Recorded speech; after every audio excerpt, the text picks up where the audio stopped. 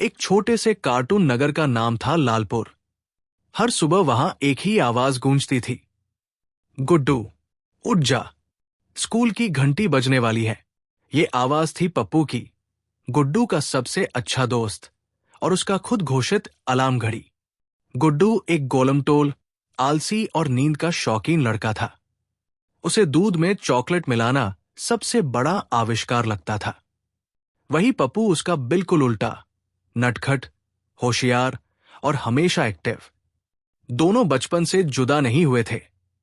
एक दिन सुबह जब गुड्डू अपने 5 मिनट और वाले वादे के साथ सो रहा था, तभी पप्पू ने देखा कि उसके बिस्तर के पास कुछ चमक रहा है।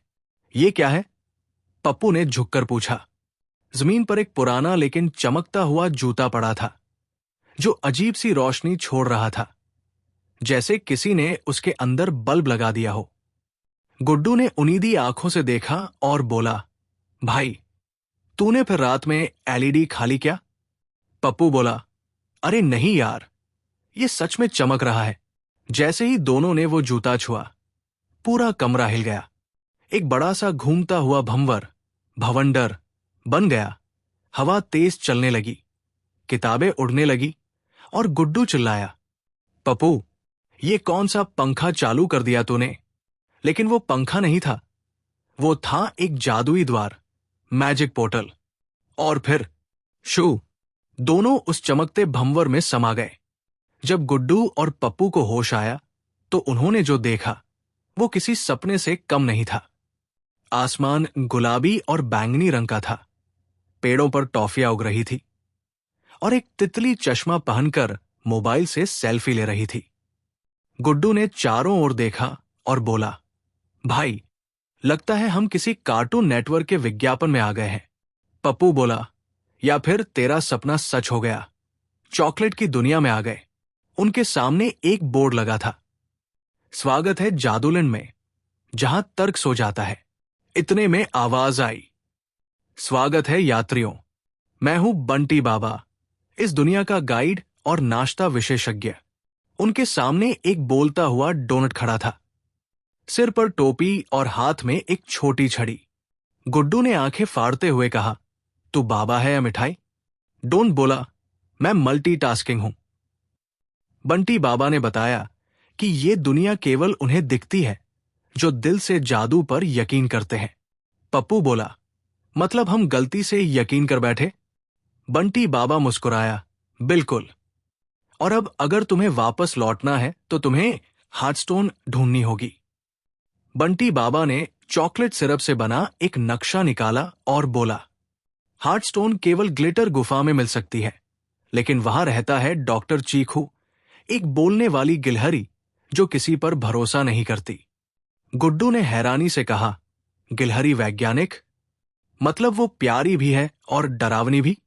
पप्पू बोला, कोई बात नहीं, मैं उससे बात कर लूंगा, मैं भी थोड़ा वैज्ञानिक हूं।